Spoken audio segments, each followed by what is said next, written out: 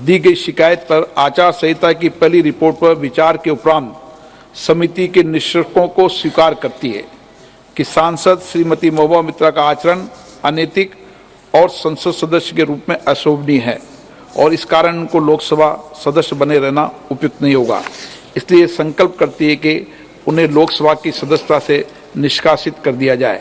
जो सदस्य इस प्रस्ताव के पक्ष में हाँ कहें, जो विरोध में ना कहें, मेरे विचार में निर्णय हाँ वालों के पक्ष हुआ।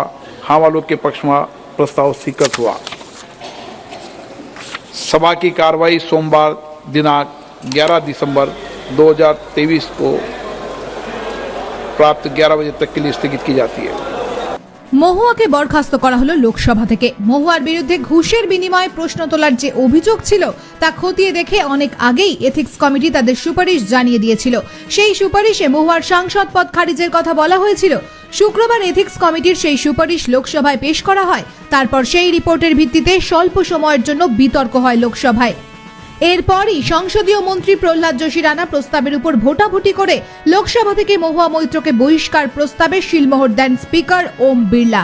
দেওয়াল লিখন ও বিজেপির অভিপ্রায় স্পষ্টই ছিল, হলেও তাই। প্রশ্ন, ঘুষ কাণ্ডে শেষমেশ কৃষ্ণনগরের তৃণমূল সাংসদ মহুয়া মৈত্রকে লোকসভা থেকে বরখাস্ত করা হলো। আপনি কে? প্রেসের লোক। প্রেসের লোক। প্রেস এখানে লাউড না, আপনি ঢুকতে কে দিল? প্লিজ বেরিয়ে যান। দু পয়সা প্রেসকে ভেতরে ডাকে, সরা প্রেসকে এখান থেকে।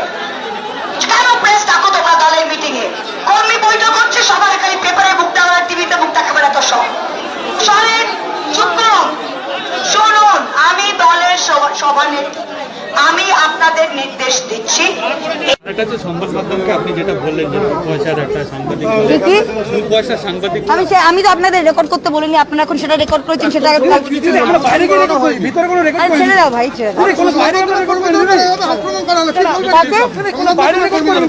আমি দেখিনি, আমি আক্রমণ করি। আপনার সামনে তো হয়েছে, আমার উপস্থিতিতে কিছুই হয়নি, আপনি দেখেন। সভাপতিকে আমন্ত্রণ জানানো হয়নি আজকের সে প্রায় সেটা দলের লোক রিয়াকশন দেবে, আমার কিছু রিয়াকশন দেবে। আপনি কি দলের বাইরে তাহলে?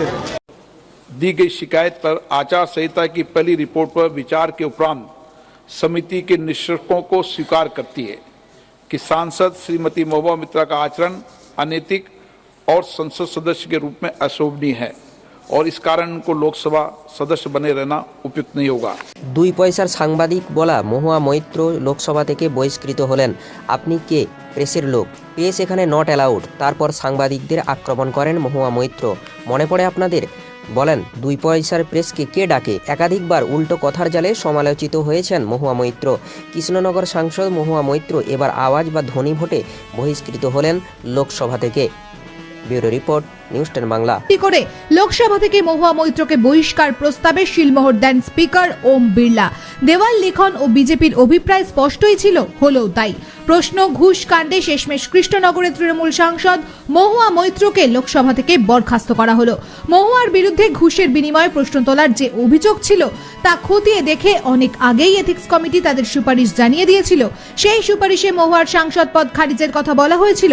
শুক্রবার এথিক্স কমিটির সেই সুপারিশ লোকসভায় পেশ করা হয়। তারপর সেই রিপোর্টের ভিত্তিতে স্বল্প সময়ের জন্য বিতর্ক হয় লোকসভায়।